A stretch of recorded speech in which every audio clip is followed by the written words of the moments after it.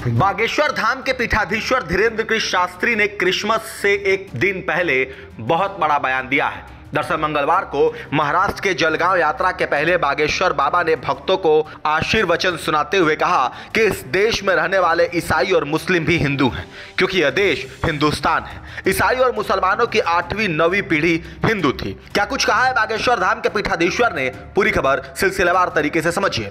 दरअसल उन्होंने एक सभा को संबोधित करते हुए कहा कि इस देश में रहने वाले सभी सनातनी हैं, कोई भी पराया नहीं है। हमने प्रण लिया है कि जब तक जिएंगे अपने लक्ष्य को पूरा करने में लगे रहेंगे।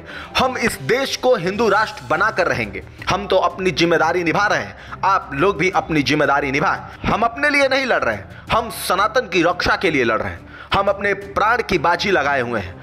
तुम्हें आने वाली पीढ़ियों को सुरक्षित रखना है तो घर से बाहर निकलना पड़ेगा।